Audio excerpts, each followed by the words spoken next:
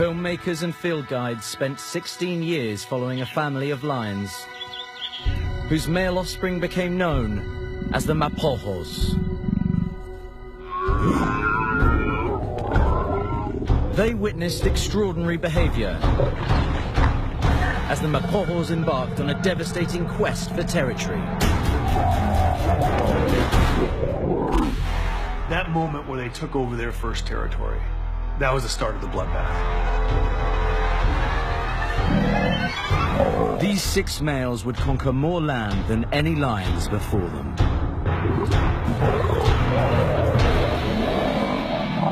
They were savage in their approach, eliminating any threat to their reign. We estimated that they killed more than 100 other lions in 1 year. The Mapogos were unprecedented in their aggression and violence. Their story exposes the rarely seen dark side of lions and their constant struggle to survive.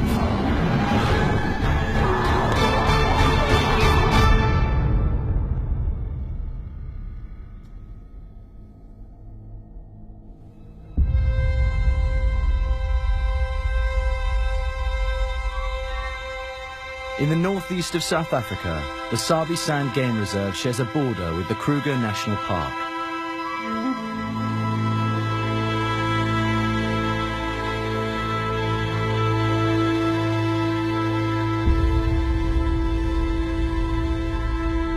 More than twice the size of Yellowstone, the Kruger provides an abundance of wildlife with a direct route into Sabi Sand.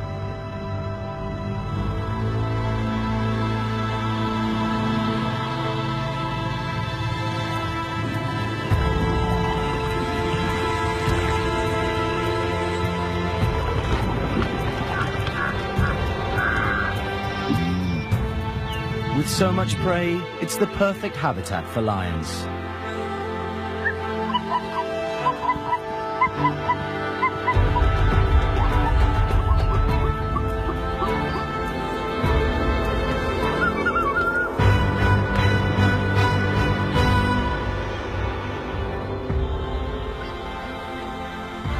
And it's here that for over a decade, filmmakers and field guides witnessed the epic rise of the Mapogo lions.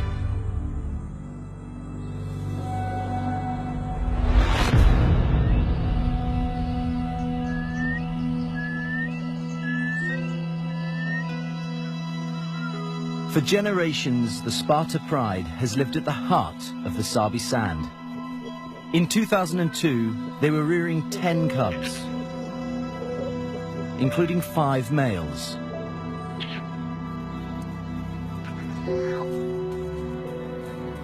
They were unnamed as cubs, but they would later be called Scar, Pretty Boy, Rasta, Kinky Tail, and Mr.T.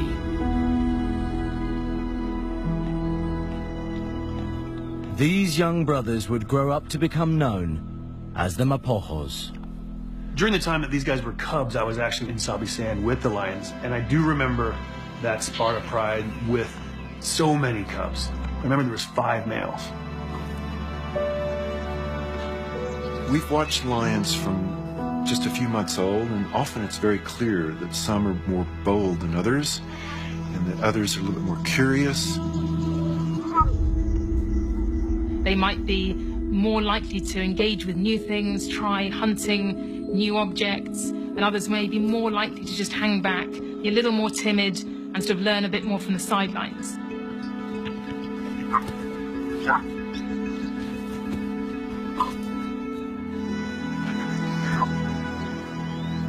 The particular ones that stood out for me were the 2 youngest. There was one that was clearly the leader. He was very brash.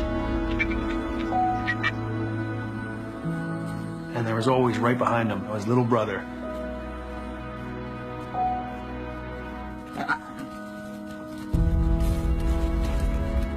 You could see this was a partnership from an early age. And it turned out that this was Mr.T and Kinky Tail.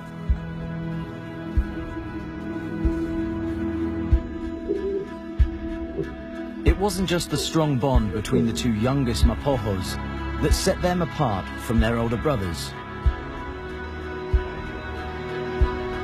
These two cubs were special. You could tell from the early signs.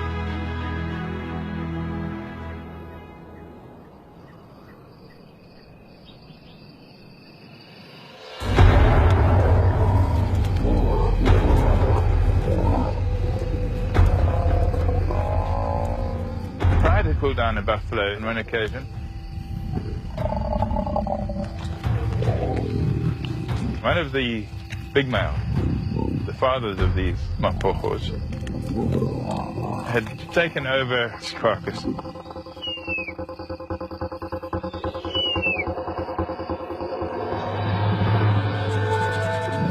And this little male youngster was devouring the carcass quickly and quietly while this male was just holding on there.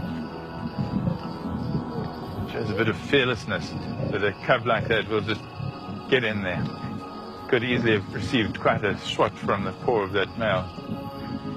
Those were early days, but I think that behavior that I witnessed with that little one suggests that it was most likely either Mr.T or Kinky Tail as they became known.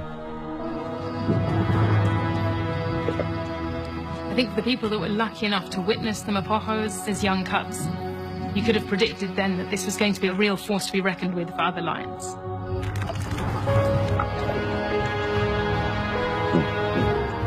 As long as those 5 males stayed together, you could tell they were destined for greatness.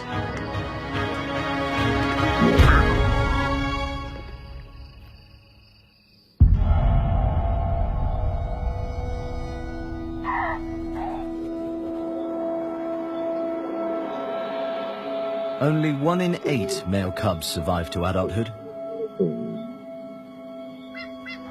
If a cub is born into a healthy pride that's protected by a strong group of males, then this gives them the best chance of making it through the dangerous first year of life. We use the term pride to refer to the females. The females occupy the same general area for their whole lives, and their daughters may grow up and join them in those prides. So a big, strong pride can last for decades.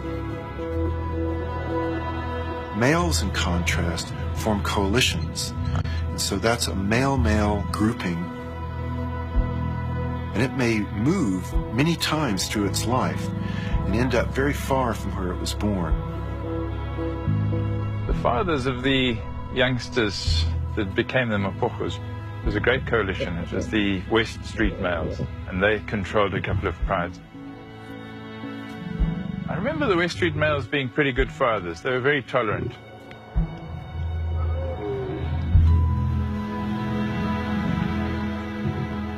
Male lions have this sort of view popularly that they don't do much, they just lie around, they mate, they scavenge food off the females. I think the reality of it is that males do perform very serious and important roles in a pride. So they have to patrol for territory, they have to defend cubs, defend females. Females are absolutely critical to a pride. They are its core social unit. The males may come and go, but the females will persist for generations. And that really makes a stable structure for lion sociality. Lions are one of the only gregarious cats in the world, and they get along better when they work together. And there's nothing more functional than a healthy working pride.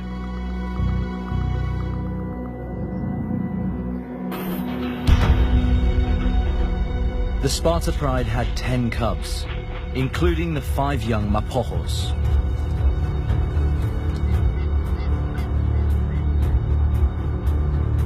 A pride this large had to target big prey. But the Sparta females and West Street boys took hunting to another level. Males play an absolutely critical role when you're starting to look at very big prey.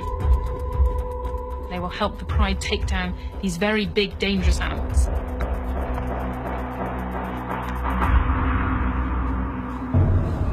It's extremely dangerous for lions to take on an animal like a giraffe, partly just because of their size.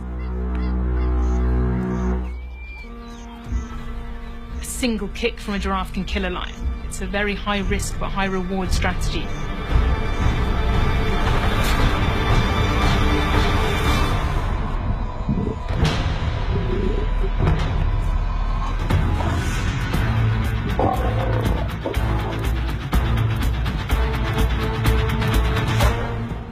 If the females are ahead and they're busy trying to pull down a large animal, those males will get stuck in. And the West Street males are no exception.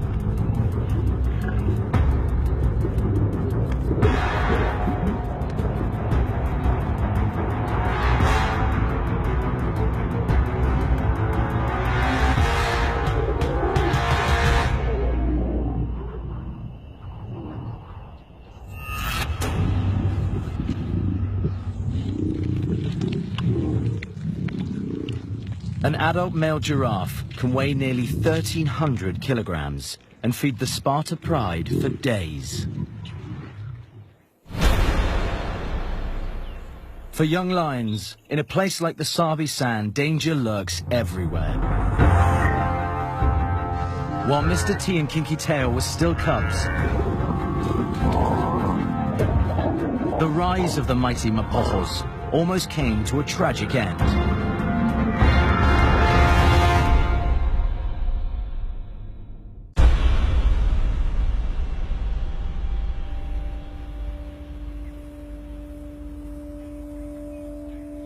In 2003, the young Mapogos, Mr.T, Kinky Tail, Rasta, Pretty Boy and Scar were now between 6 and 18 months old. They had been born into a strong family with a powerful coalition of males to protect them. Their mothers, the Sparta pride, were superb hunters.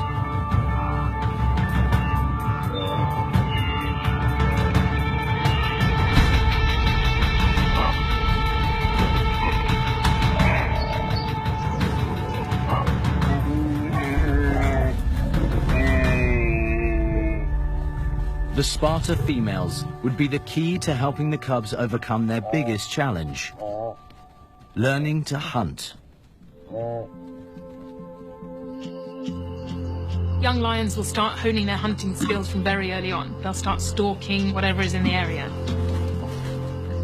They will start to move on then to building up their skills and their confidence with then trying it out on different prey animals, often completely inappropriate ones like I've seen them hunt porcupines, which are a very prickly proposition, and things like honey badger is a terrifying thing to take on because it's a very aggressive animal.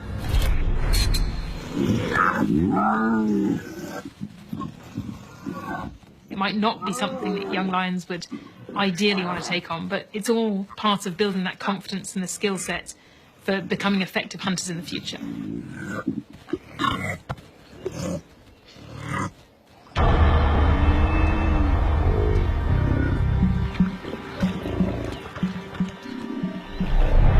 For the Mapogos, that future would be filled with bigger and stronger prey, especially one of the most dangerous animals in Africa, the buffalo.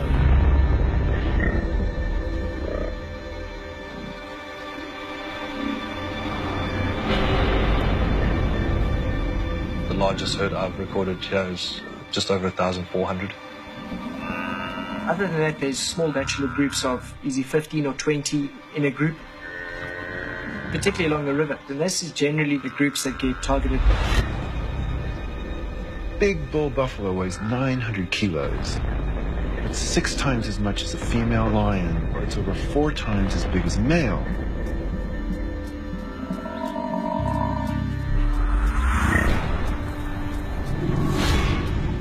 They got big hooked horns. They can really damage a lion.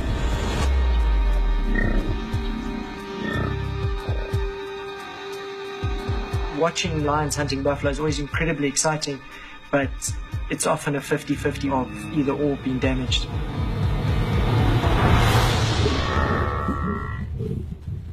They ideally would like to go after just one buffalo at a time, but even if they catch a solitary bachelor, they often make enough noise.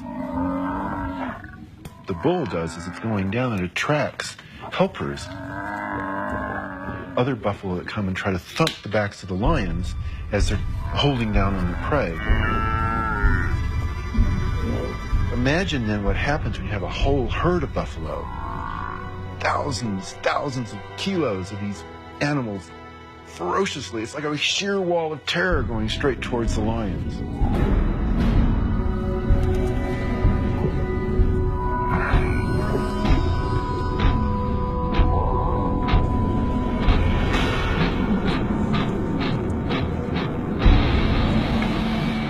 I've seen a lion full grown get thrown in the air and do 2 backflips.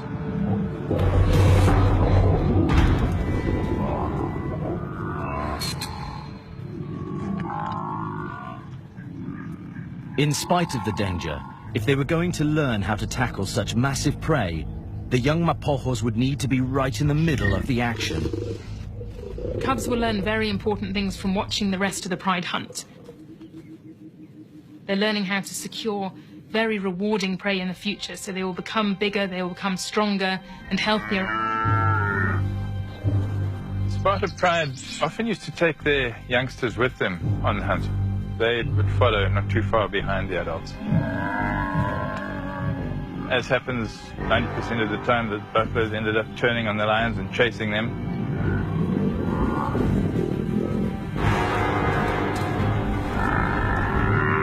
The pride adults tried to retreat, but the young Mapogos and their siblings were caught in the middle of the angry buffalo herd.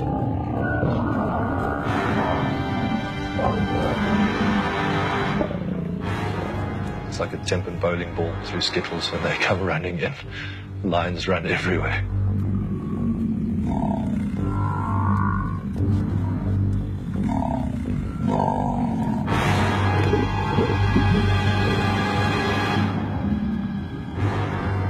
They must have chased them some distance, and in doing so, these youngsters must have just got caught in the traffic.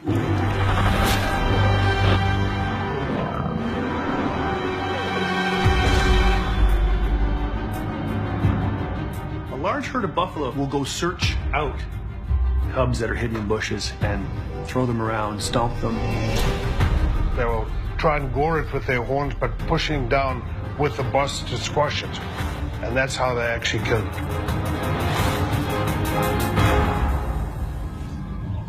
I do recall quite a lot of sadness around when a couple of the cubs of the Sparta Pride were killed.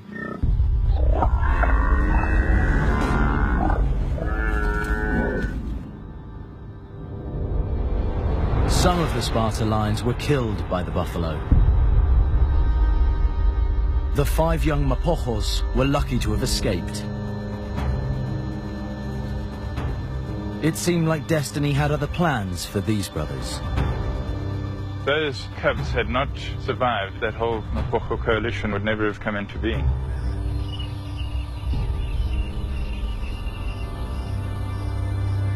Mr.T, Kinky Tail, Rasta, Scar and Pretty Boy had beaten the odds and all survived past their first year of life. But a new threat, another danger, lay just beyond the horizon.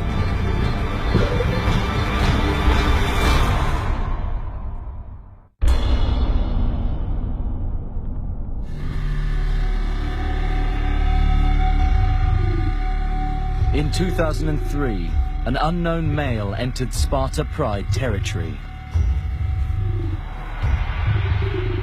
When new males come into an area, it's an extremely dangerous period for young cubs. Male lions, when they take over a territory, they kill every cub.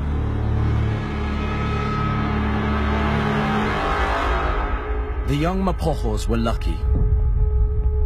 Against everybody's expectations, the intruder didn't kill the adolescent brothers. The new male also escaped death. In fact, the Sparta females and the West Street boys accepted him into the pride. I think it's the first that's ever happened from what's been documented.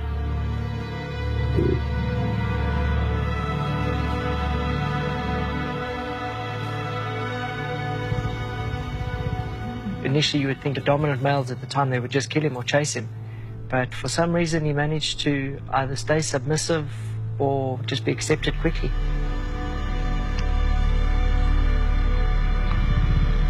It seems most likely to me that he was a half-brother to the 5 younger males, because at that age, if he was about 4 years old, when he came in and joined that group, the fathers only really would have tolerated him if he was one of their sons from a nearby pride.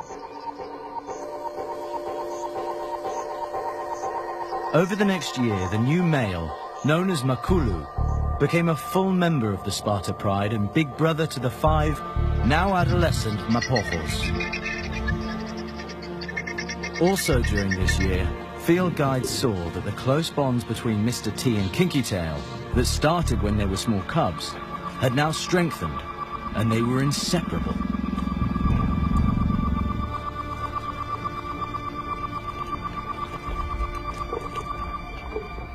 Mr.T was the dominant one, and Kinky Tail was definitely his right-hand man.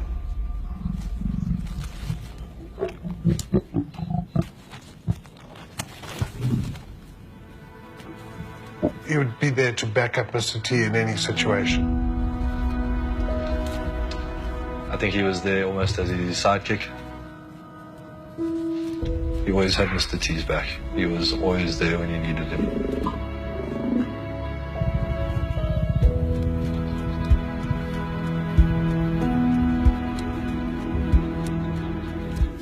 The bond that the two of them had was incredible. They enjoyed being together, and that was special.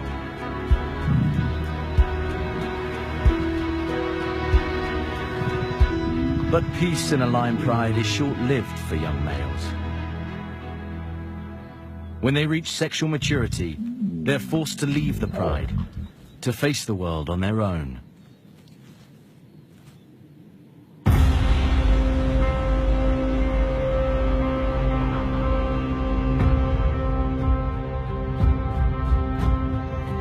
In 2004, the young Mapogos, along with Makhulu 2 years their senior, were pushed out of the pride by their fathers.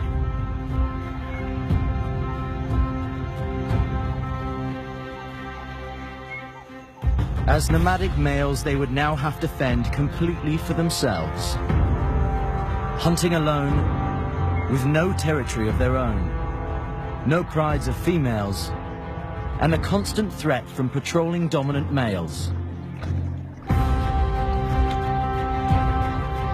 During this critical nomadic period, more male lions are killed than at any other time.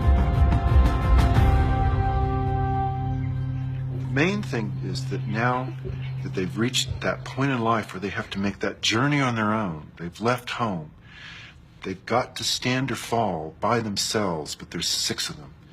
That's the key advantage they have in life.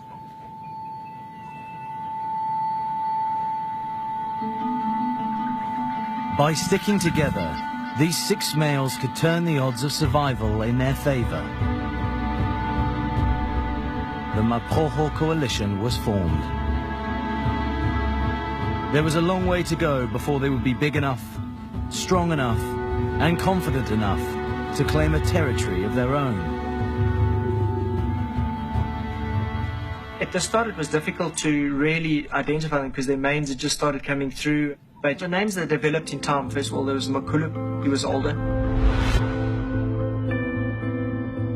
He was a very big lion. He had a beautiful black mane. He was a magnificent animal. One started becoming called Pretty Boy, because he was an incredibly good-looking male. We had the skew spine, or the scarred male. He had a very distinct scar on his back left hip and spine. Then we had Rasta, or dreadlock. He obviously got something caught in his mane and looked like a real dreadlock. Mr.T, who had a real mohawk type mane. and then Kinky Tail were the 6 Mapogos.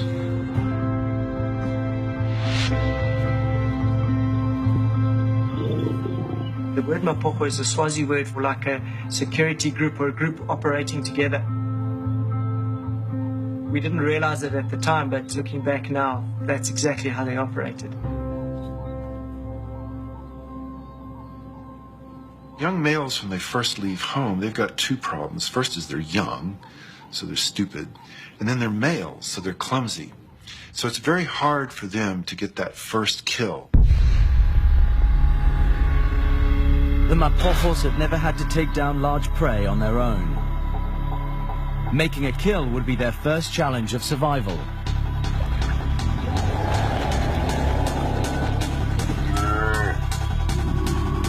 Over the next few months, the Mapogos would keep honing their hunting skills, trying to build on their confidence taking large prey. But even with a coalition of 6 lions, it was going to take time.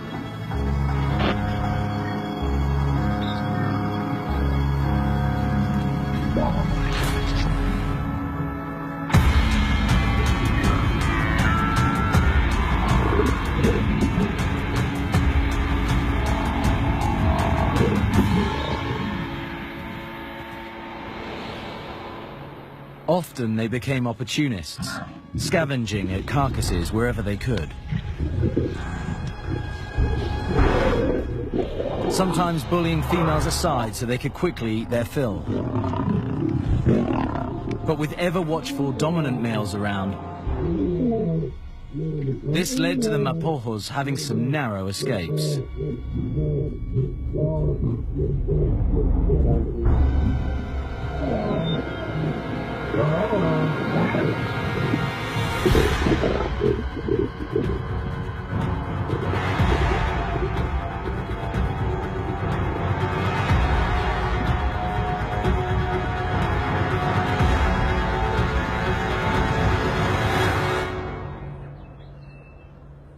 Eventually, the young Mapogos became the big game hunters they were destined to be.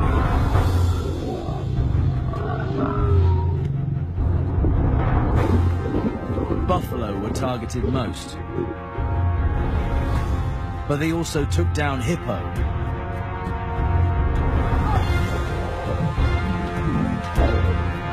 young rhino, and like their fathers before them, they even killed giraffe.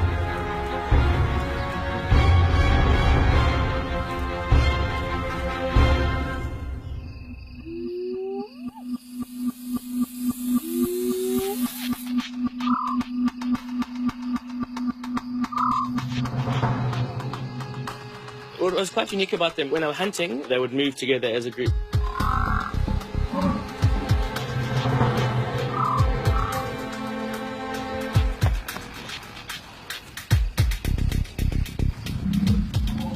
Kinky Tail was like a fox terrier. You know, he was game for anything. He was more like the brute. He did a lot of leg work. Makhulu would often be the one that worked out where to go and would be the first one to loop around, to like almost direct the show. And then Kinky Tail was the one who did the brute work of the attack, so grab on a buffalo. Mr.T and Kinky Tail were always in the middle of everything. They were always a little more aggressive in the actual kill.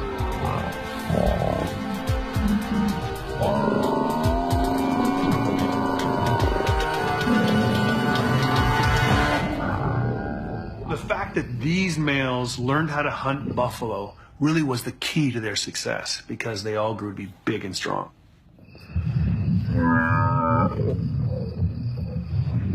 As their confidence grew, one individual began to take lion behavior to an extreme. Often around the kills while they were feeding, it seemed as if on many occasions that Mr. T was more of the aggressive one. He was the one that would go in for everything. Whether it be fighting with his own brothers, he had no problem having a go.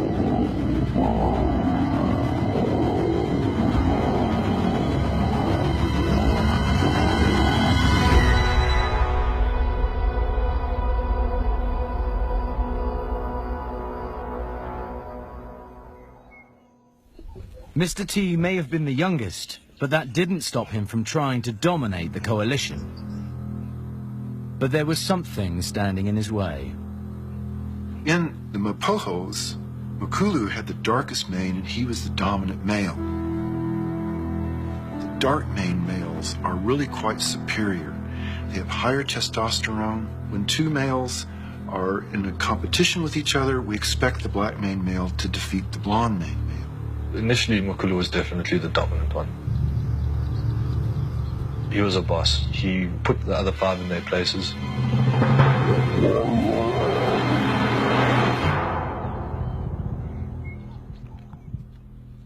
Mr.T would have to wait his turn.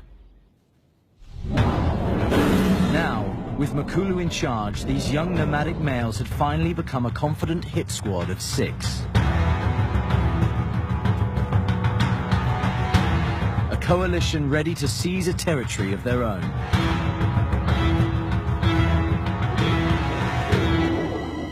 We knew there was big changes coming, but I don't think we had any idea of the level of violence that it could go to.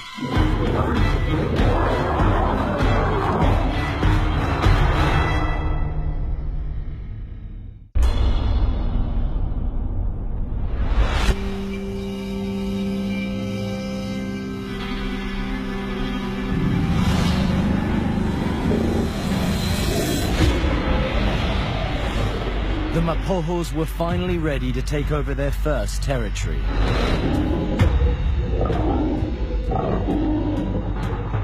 In 2006, led by Makhulu, the 5 brothers, Pretty Boy, Scar, Rasta, Kinky Tail and Mr.T were about to embark on a reign of terror, the likes of which had never been witnessed in Sabi Sand.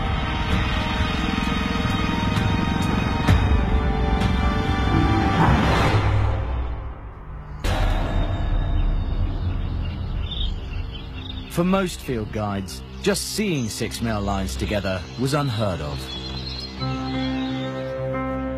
I can remember the first time I saw them all together was when they came for water one morning at a lake. I had a feeling they were going for water, so I positioned my vehicle around. And it turned out that they all came down to drink one by one, and the 5 of them lined up together drinking. I just couldn't believe it. It's still one of my iconic photos.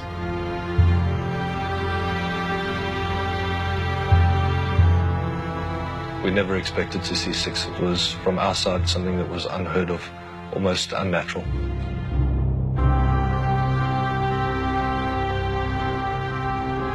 The key thing to realise about coalition is that it's all about size.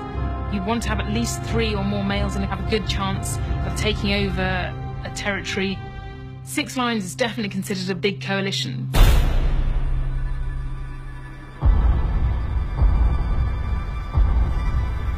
The only way the Mapogos could claim their own territory was to take it by force. Their first encounters would be crucial. In 2006, the Mapogos entered the northern Sabi Sand, ruled by 4 dominant males.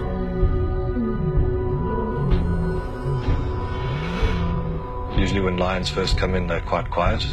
These guys came in like a wave, and they didn't care. They were loud, they roared. They marked territory from the get-go.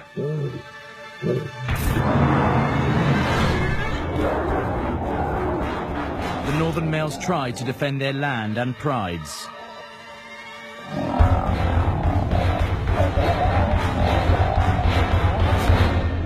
But the Mapogos were just too strong. It only took them killing one of the 4 males. And the 3 remaining males ran. They couldn't stand their ground. They had no chance at all.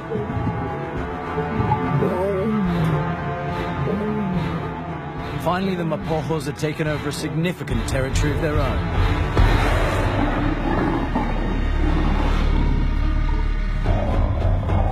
A foothold from which to expand with their newfound dominance and confidence. That moment where they took over their first territory, that was the start of the bloodbath. At that point, they knew no one was standing in their way.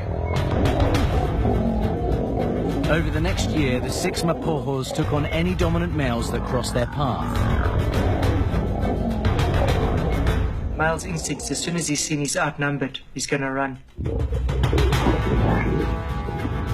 That's exactly what they did, and if they were caught, they were killed.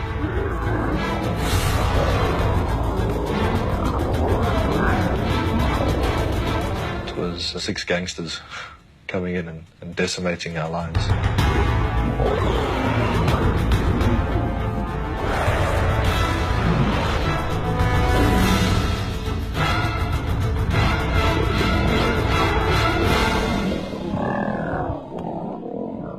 The more confident they got, their territories expanded because they kept pushing males further away, back into the Kruger, so really establishing a very large area.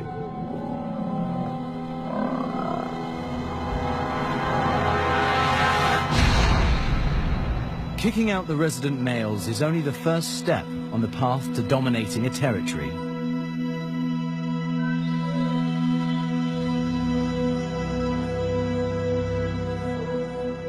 We were worried. We had prides that were settled, we had young cubs. You've seen cubs born and you get to 6, 8 months, you know them, they start getting their individual characters, and then these guys came.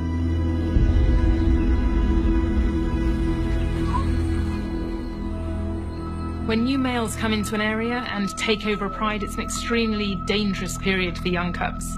The males have no need to basically act as stepfathers and invest any resources in rearing another male's cubs. Male lions, when they take over a territory, they kill every cub.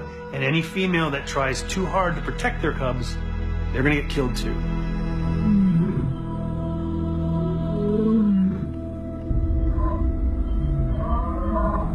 Females will respond quickly to any evidence of new males on the scene, and they will retreat towards their cubs, and they will also band together to try to repel those incoming males and stop them killing the cubs.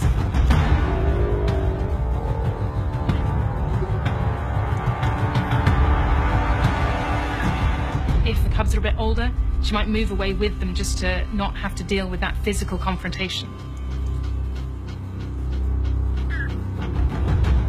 The cubs are very immobile, then it's easier just for the female to confront that threat head on.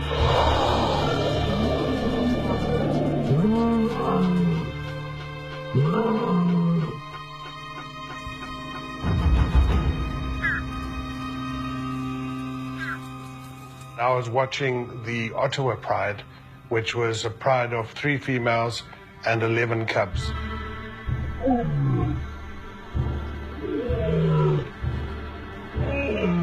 The Mapogos could see them tracking down this particular pride, and they actually had a conflict with the pride.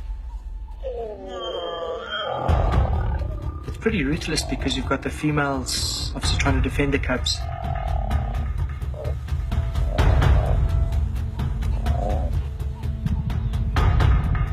The male's aggression is just on another level. Females can fight to the death in defense of their cubs. There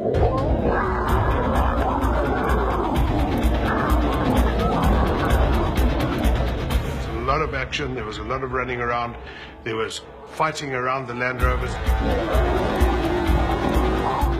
At one stage I thought one female was going to go over the top of our Land Rover to try and get away from the males. In all instances where the Mapogos started killing cubs, the females tried to protect their cubs, but the Mapogos were just too strong for them. A raging male lion out on a mission to do one thing, and that was to kill the cubs. Those lionesses had no chance. With the mother's defenses broken down, there was nothing standing between the Mapogos and the Ottawa Pride's young cubs.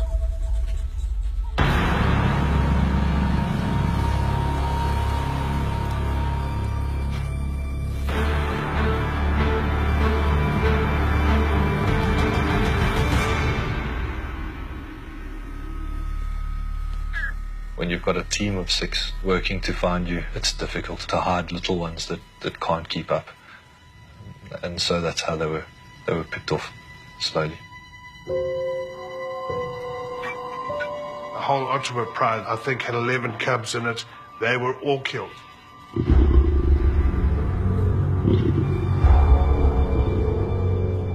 When you see males killing cubs, it's a very heart-wrenching thing for anyone to see. Even as a biologist, and I know it has a function evolutionarily, it's very difficult to witness.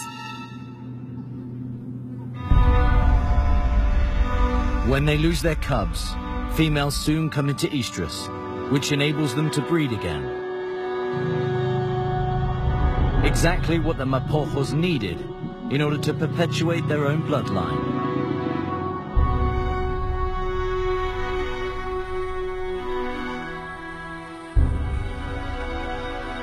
Over a period of about 3 months, every cub that we had here, the whole lot were killed by the mapogo and eaten.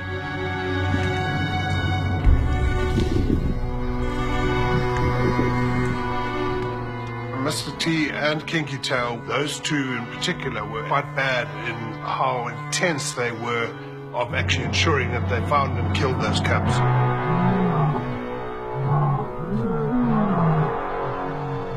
A quarter of all cubs that die in their first year are killed by male lions.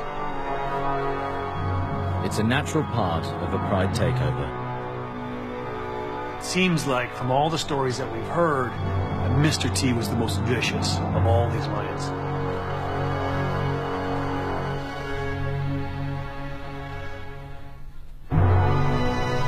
The violence normally ends with cub infanticide, but the Mapogo coalition was anything but normal.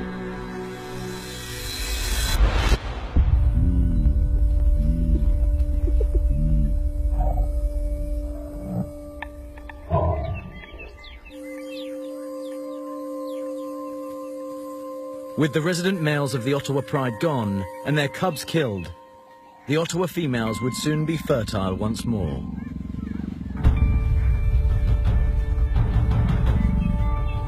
But with the 6 Mapogos coming into their prime, oozing testosterone, the competition amongst them to breed was intense.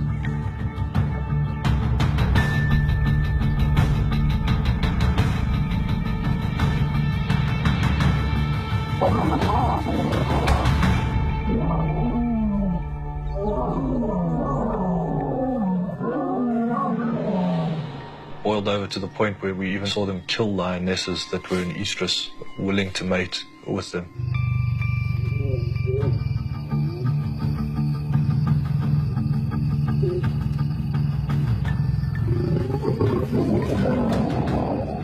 And not being able to decide, the 6 of them would turn on her and pull her apart.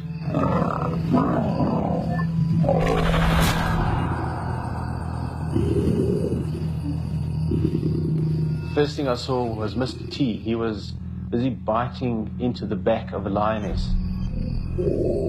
And then he started suffocating her.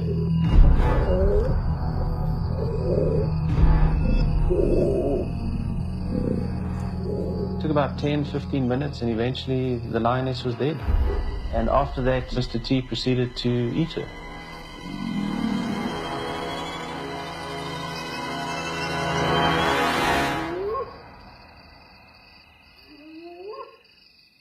Some of the behavior that's been described for the Mapogos in terms of killing females certainly sounds unusual. Killing females from within a pride, females that they've already been breeding with, and they might have cubs with, is very unusual behavior and something that I certainly haven't witnessed in the wild.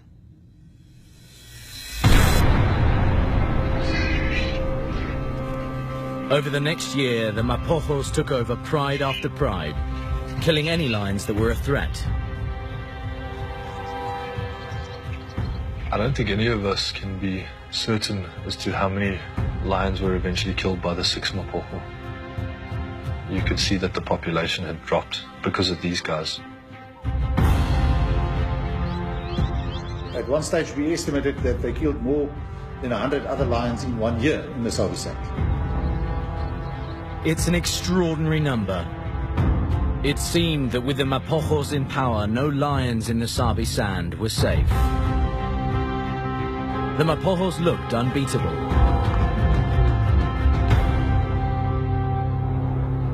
The only threat to their power now came from within the coalition itself. The biggest fight I saw was between Mr.T and Makhulu.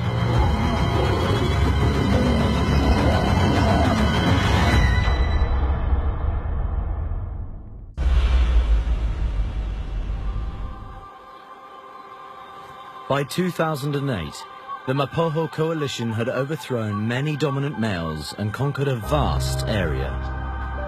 An area so large it was previously divided into more than 5 separate territories. This is the first coalition that we had ever heard of that had claimed such a large territory.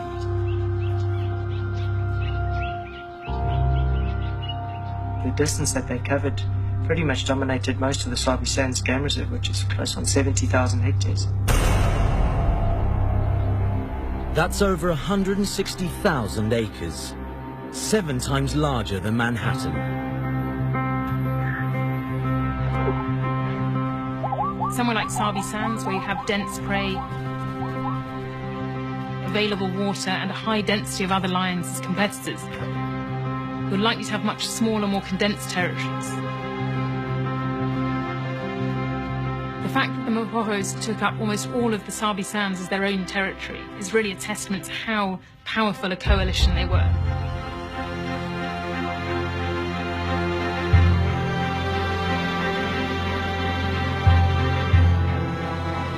With all their competition eliminated, the Mapogos now controlled more than 8 prides.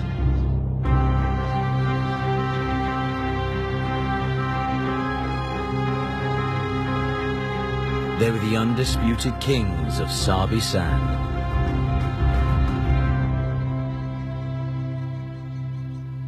But for some of them, that wasn't enough. We often think of coalitions as a smoothly functioning unit, as if there's no real conflicts within the group. So maybe 1 or 2 dominant males from the subordinate males then have to decide, well, is it worth staying here as a helper to these few dominant individuals, or maybe we should just split in 2.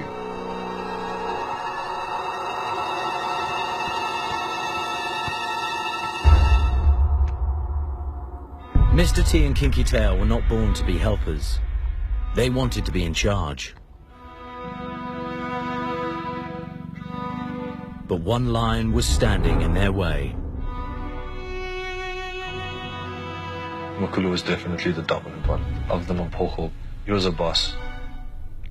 The biggest fight I saw was between Mr.T and Makhulu, and it was Mr.T that came off second best.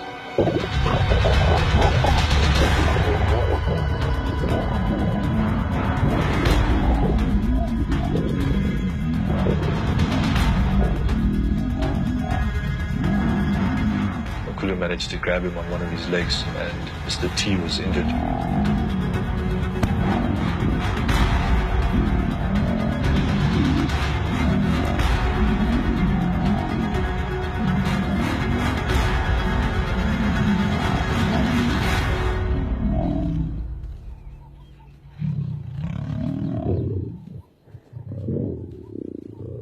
That's where the split came. I think that might have been the reason, or one of the reasons, that the 2 left the 4. For most field guides, just witnessing a coalition of 6 males had been a first. But having this coalition split into 2 groups was unheard of. But that's exactly what happened in 2008.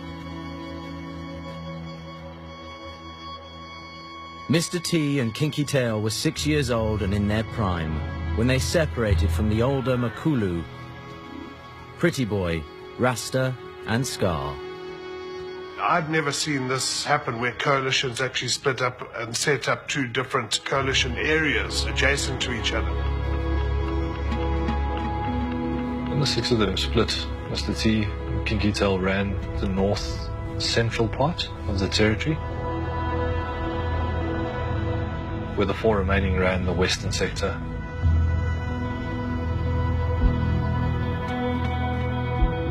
Where I was based, it was Kinky Tail and Mr.T that ran the area.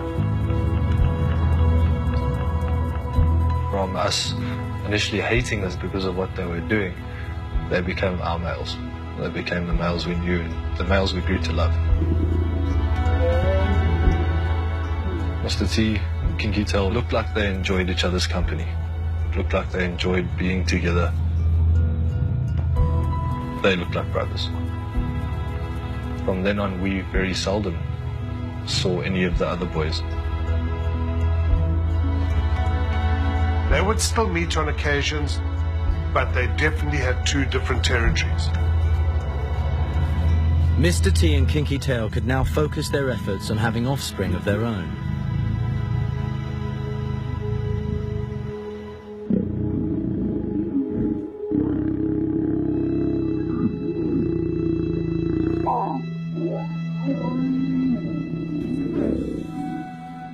Lionesses feel safe when you've got a strong coalition looking after the cubs, not allowing anybody else to come and kill the cubs. It makes their life a lot easier.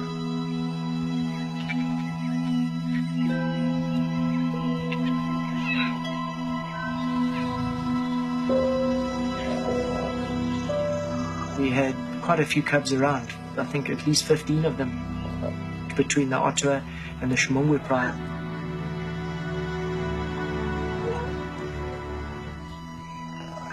Many prides, with many new cubs, filled the Mapogos' separate territories.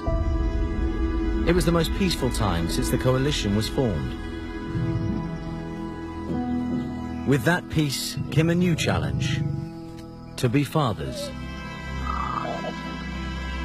Males are not generally patient with cubs, but Makhulu seemed to be the most patient with them.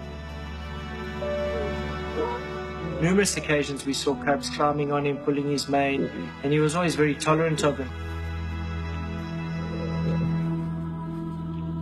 To be a good father, it's not just that they have to give their cub a pat on the head.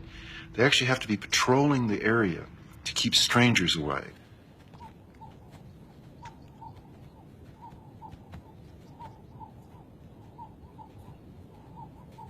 Male lions patrol their borders for territorial defense. They use various methods. They roar.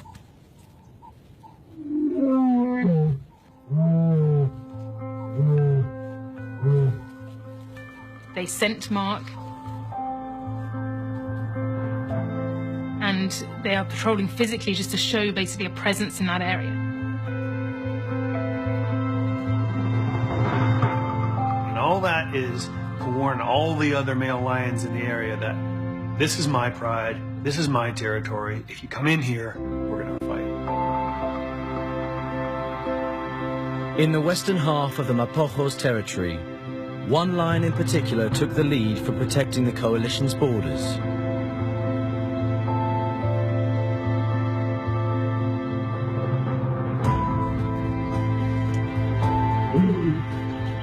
I often found Makhulu away from the other Mapogos. He was all on his own. All I could presume is that he was patrolling his area.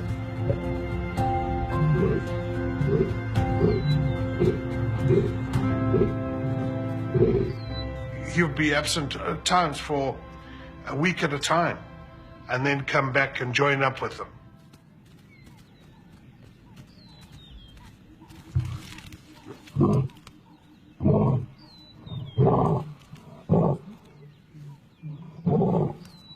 This is because they had such a vast territory to patrol, and he used to do most of the patrolling.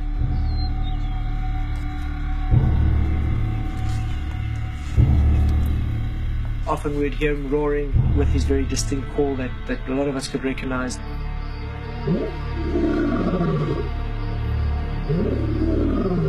I'm still yet to hear a lion roar like Makhulu. He had one of the oddest but incredible roars of any lion. Where most lions will roar for maybe 45 seconds, a minute, and then rest. He would continue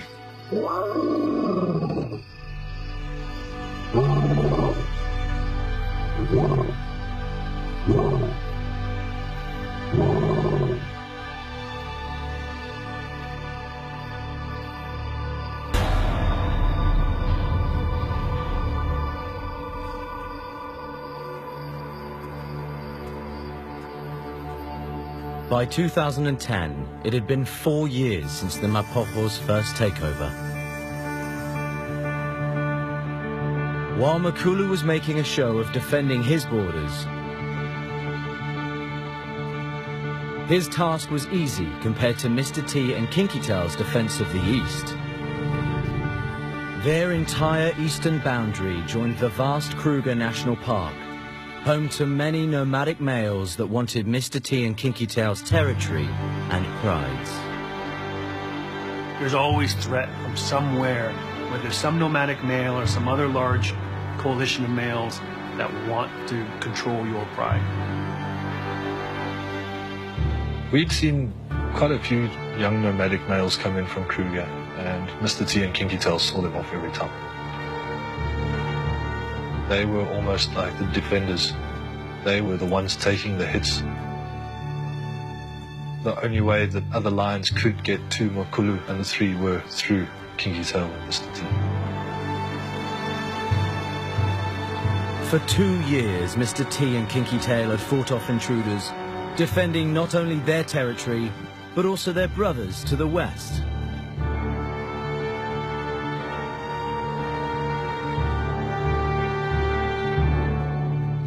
They didn't realize that there was a coalition of 5 that we now call the Machingalans that were slowly making their way south. Seeing off individual nomads was one thing, but for Mr.T and Kinky Tail to face a coalition of 5 males on their own was a challenge on another level. The Jingalanis were big, young, strong, and they knew how to fight.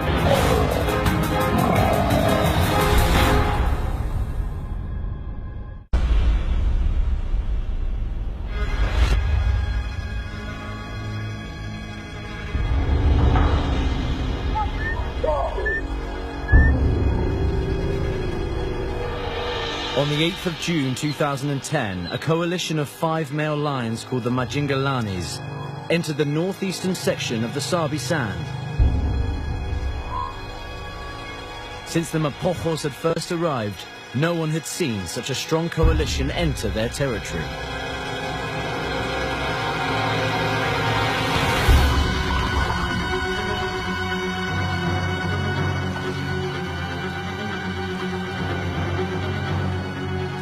As a force of 6, the Mapogos were unbeatable.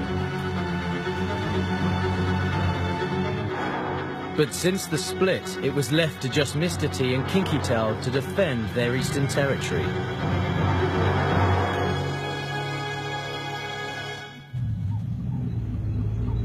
Now it was the Mapogos' turn to be outnumbered. It was 2 against 5. Because it was Mr.T and because it was Kinky Tail, because they'd never lost a fight before, there was no reason for them to believe they couldn't handle this intrusion. But Majingalanis were big, young, strong, and they knew how to fight.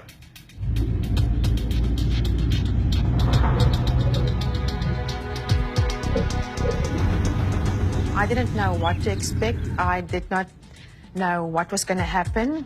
I was scared.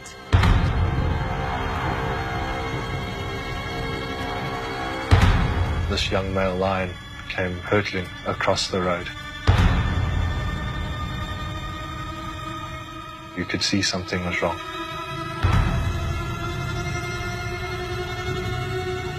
But I never expected to see Mr.T and Kinky Tail right behind him.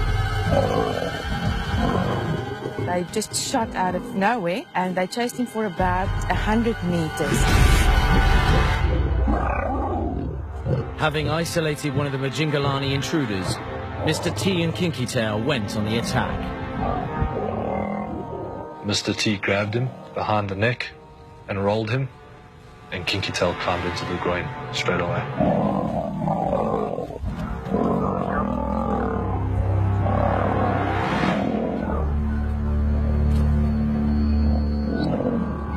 was roars and the most terrifying sounds. That was hair-raising stuff to see.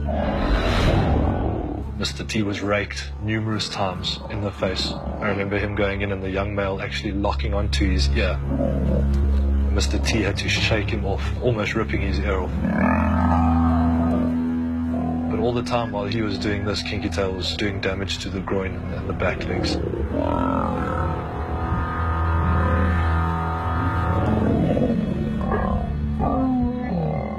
And he roared. Kinky Tail roared while he was doing the damage.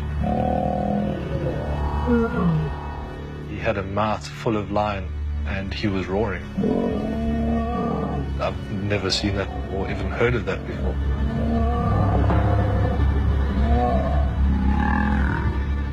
I've never witnessed anger, aggression or power like that, ever.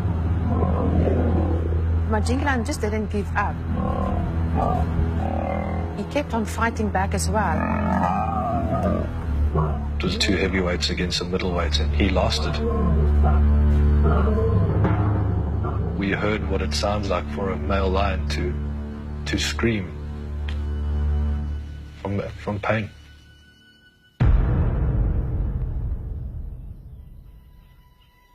It was with mixed feelings that I left the sighting.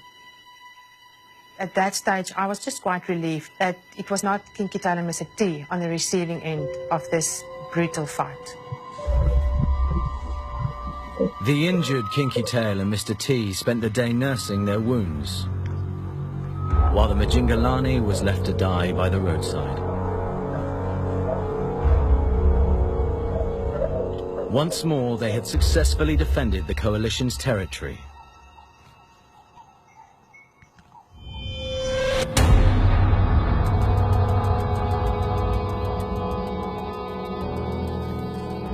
I did go back that evening. Kinky Tail was nursing a badly injured right paw. I think he possibly got bitten through the paw.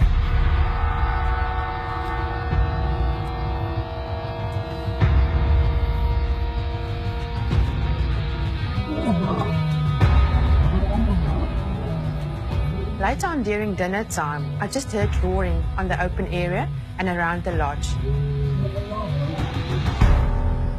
Suddenly, one of the rangers came knocking on my door, and the only words he said was, "Grab your camera and come."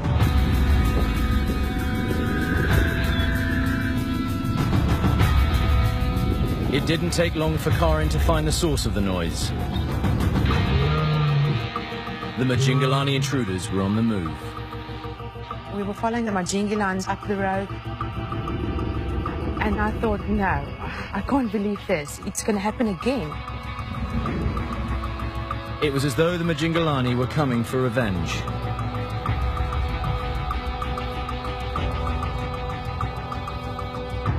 They'd made quite a bit of distance on us, so we had to try and catch up. And as we dropped through another little dip and came up on the far end, we just saw a cloud of dust and roaring, growling.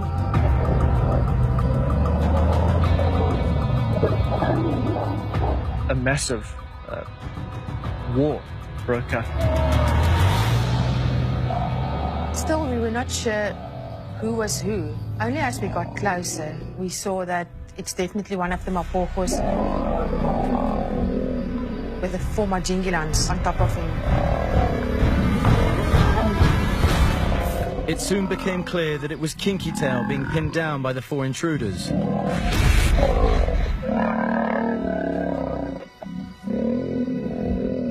He was injured but fighting to escape.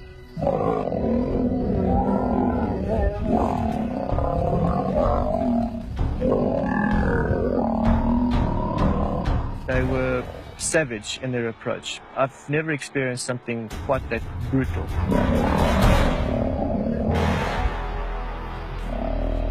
They were starting to take him a quite limb from them. One was between his hind legs, damaging the genitalia, the soft underbelly. And then suddenly there was a snap that sounded like a gunshot. Could hear the spine breaking. lots of blood.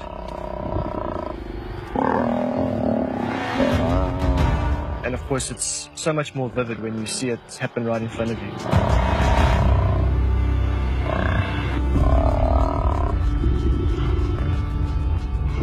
The smell, the sound, the sight of it all, I think it's a little overwhelming.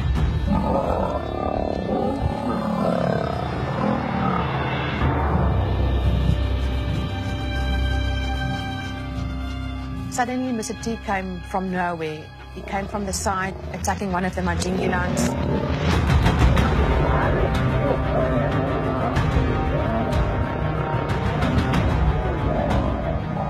Kinky Tail is mortally wounded, but it doesn't stop Mr.T from trying to save his brother.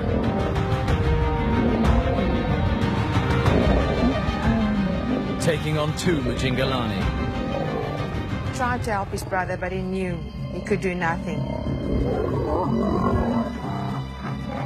He tucked tail and he ran. 2 individuals that were still anchored on Kinky Tail peeled off. And they followed their brothers and went after Mr.T.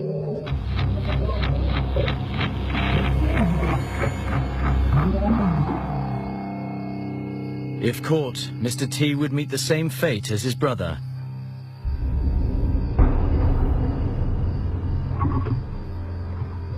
Kinky Tail was breathing very, very deeply. Nobody said a word. You could hear a pin drop.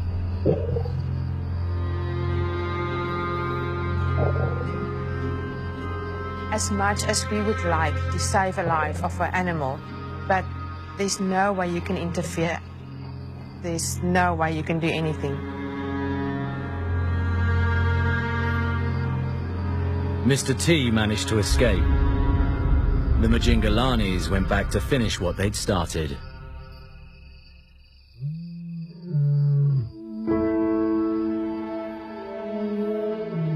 We could hear them coming for at least 10 minutes before they actually arrived, and then in the distance we could see them coming down the road.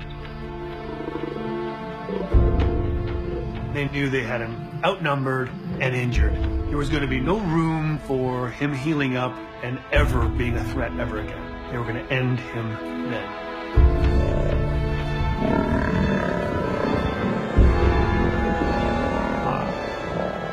By then we knew Kinky Tail's fate was sealed. He was going to die. Seeing Kinky Tail being ripped apart, it was, I think, one of the worst moments in my life.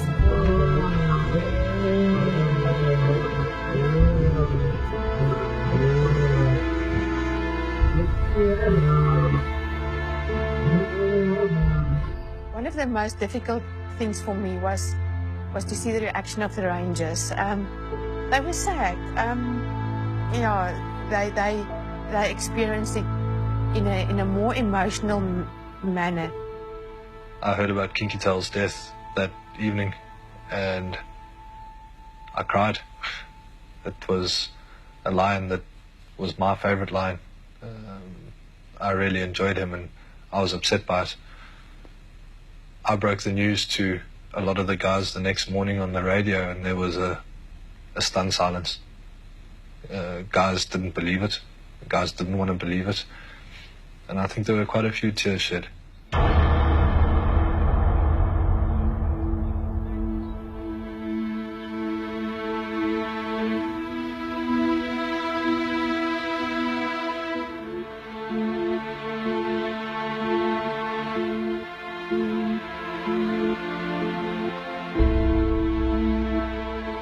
The next morning, we all left the lodge. We wanted to see and to know what happened during the night.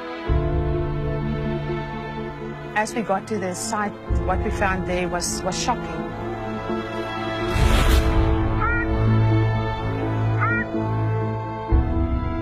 We found a hyena and 2 black-backed jackals feeding on the remains of Kinky Tail.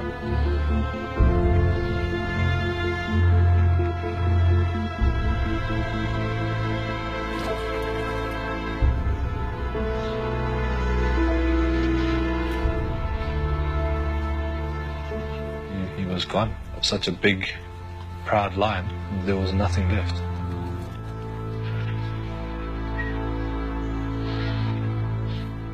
One of the most emotional things that I've seen was a black-backed jackal running away with a mane of what used to be a big, majestic male lion.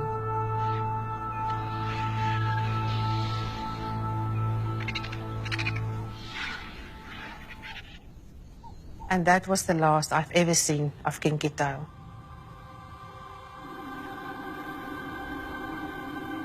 Soon after the death of his brother, a badly injured Mr.T was seen moving west. Mr.T decided this wasn't for him anymore. Not as a one-man band. He couldn't hold that territory.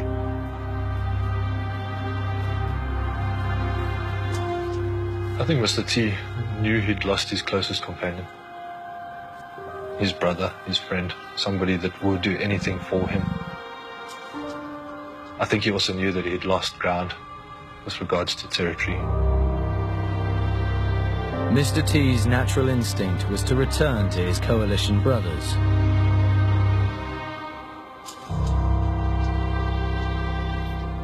We hadn't seen him in almost 2 years. And that morning we could see Mr.T from about 80 to 100 meters away. He was just watching them.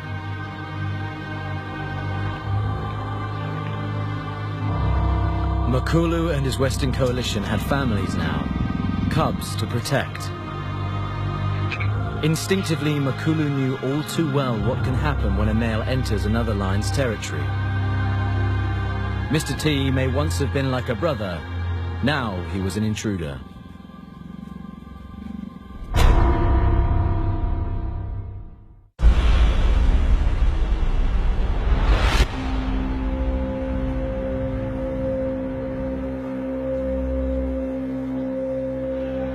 Mr.T had managed to escape the Majingalani coalition, who had torn Kinky Tail apart and taken over the brothers' eastern territory.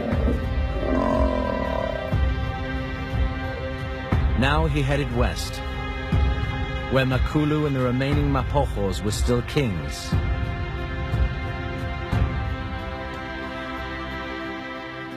The volatile Mr.T had been responsible for breaking up the strongest coalition ever to reign in the Sabi sand. How would his return be received? Makhulu Mapogo wasn't happy that Mr.T had come back. Yet he was accepted by the other 3 Mapogo that were here.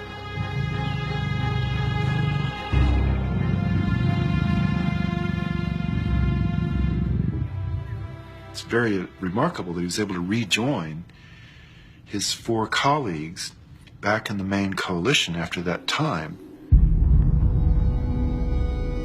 The field guides were relieved that Mr.T was accepted without bloodshed.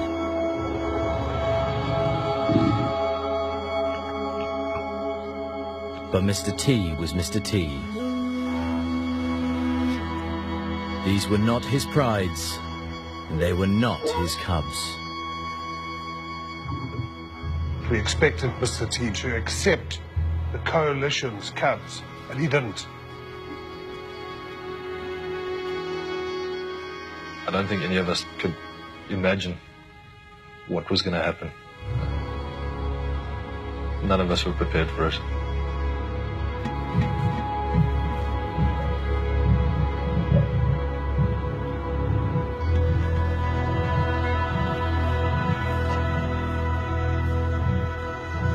It was only a matter of days where he started to massacre all the cubs.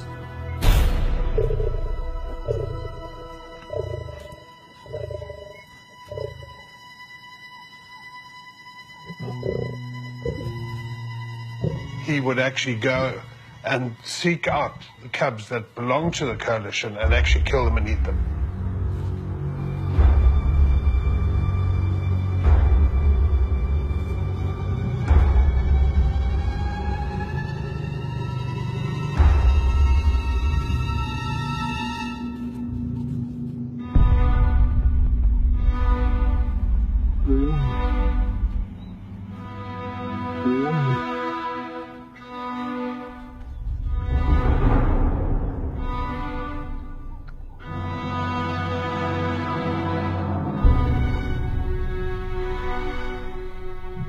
what was interesting, the other males didn't seem to do anything about it.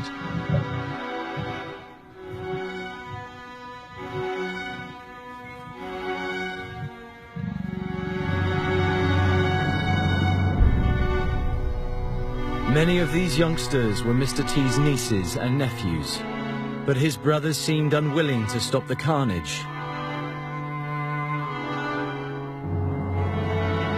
Mr. T intended to take over the prides and mate with the lionesses, but the coalition's cubs had been standing in his way. So he brutally did what came naturally. The power in the West had shifted. Mr. T was the new king.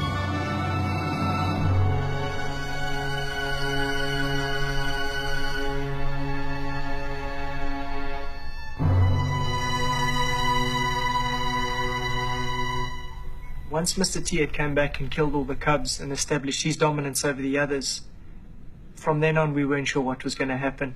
I think most of us had a fairly negative feeling about the situation.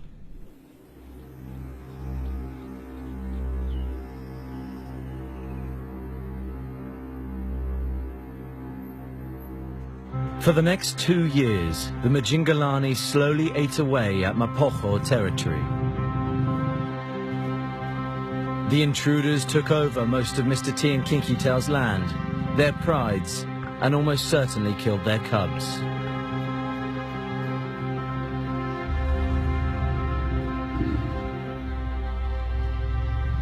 During the long stalemate, more bad fortune struck the coalition when Pretty Boy and Rasta disappeared.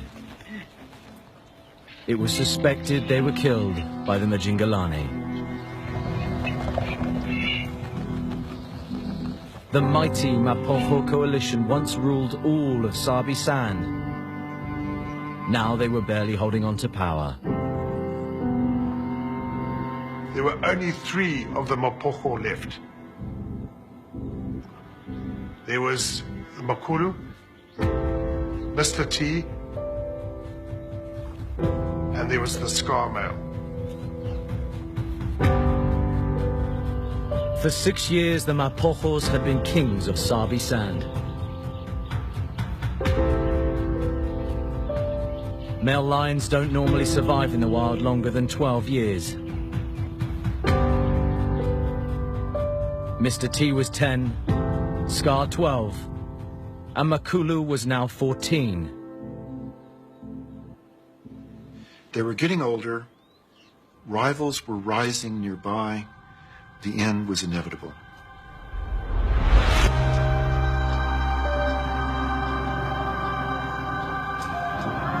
On the 16th of March 2012, yet another coalition of 5 males called the Salatis entered Mapogo territory from the south.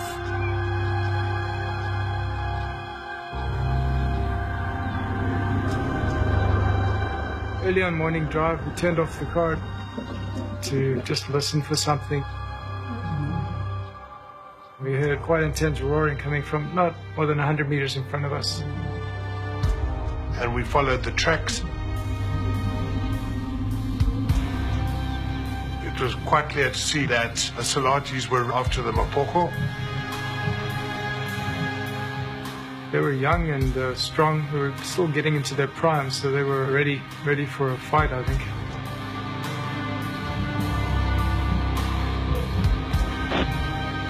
They had singled out one of the Mapogo, which one we weren't sure of. Any aging lion would struggle in a fight with so many young males. But that didn't stop one of the Mapogos from defending the last of his territory.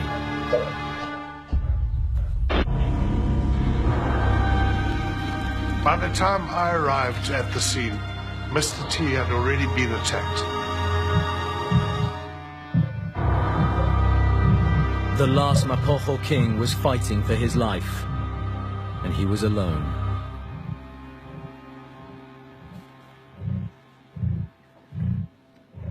Had a big bite into his spine,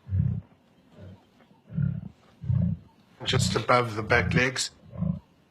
and he was paralyzed from the back legs down. This made him very vulnerable to the attacks from all 4 lions that were coming at him at once.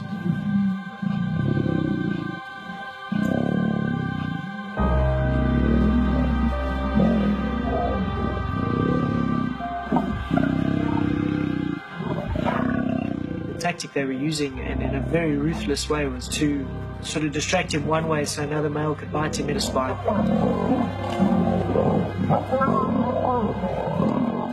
They knocked him over and would just maul him and bite him for 15, 20 seconds.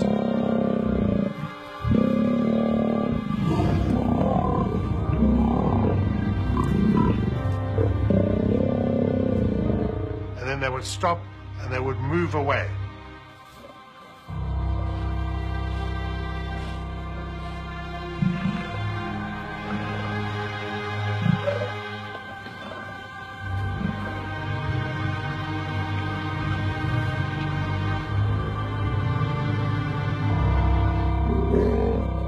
Then get up again, they would come back, and the barrage would start again. Mr. T, by that stage, would have been fighting for his life. I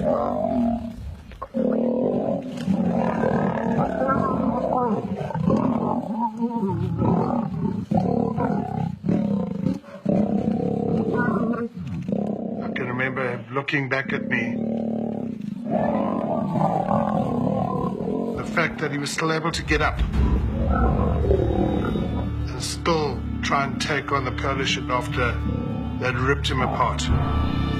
Gives you an idea of the strength and character of this magnificent animal.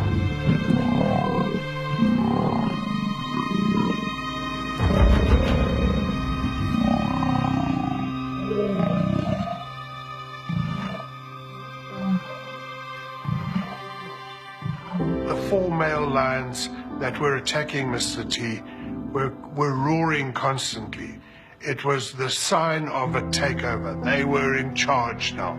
And they were roaring and they were letting the whole world know that they were in charge.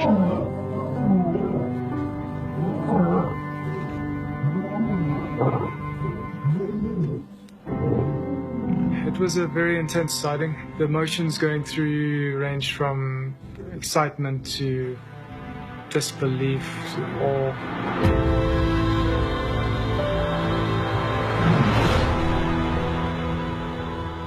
Big gaping wounds where his spine had been bitten down to, and just a very subdued lion with his head down on the ground, his paws forward and his back legs useless.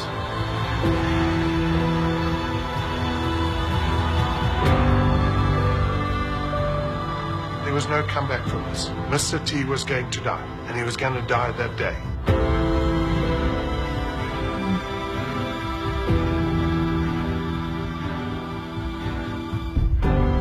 My brother and I were there, and we literally watched him take his last breath.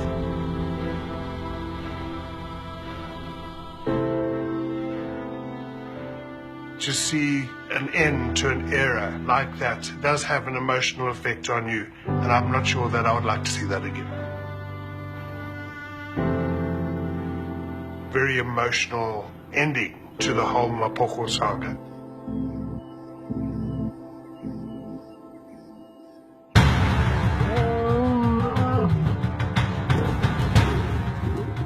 I think Mr. T, he lived like a male lion, and then he died like a male lion.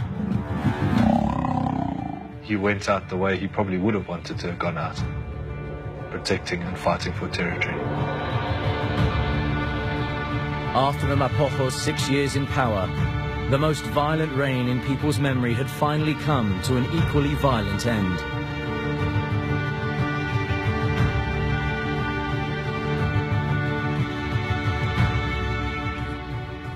Makhulu and Scar were the last of the Mapogos.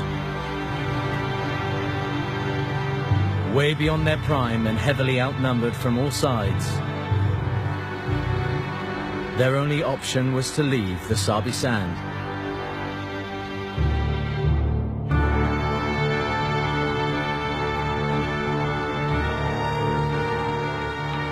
The Mapogos will never be seen here again.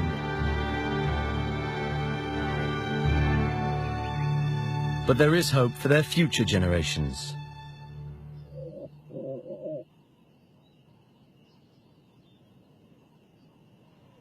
The Mapogo bloodline that I'm aware of that still lives on is within the Ottawa Pride. There's 3 big adult females. They have 2 sub-adults at the moment. And I'd like to think hopefully Makhulu Mapogo fathered those females. The fact that his cubs were the ones that actually survived the onslaught of Mr.T. And I think it was sort of a bit of justice there. The more I hear about the Mapogos, they are an incredibly interesting group of lions, and they are, to some extent, the ultimate lion. It may seem that their behavior is evil, is very aggressive in terms of a human point of view, but ultimately, they are being the best lions they can be. The 6 Mapogos did what male lions have to do to survive and pass on their genes. But they took it further. They set new standards for conquering territory and exposed levels of violence never before witnessed in the Sabi sand.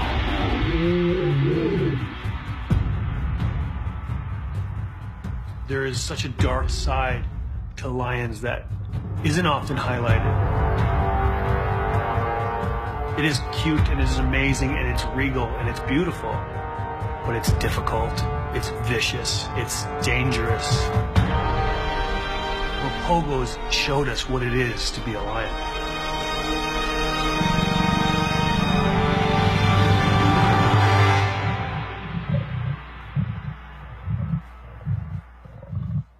Deli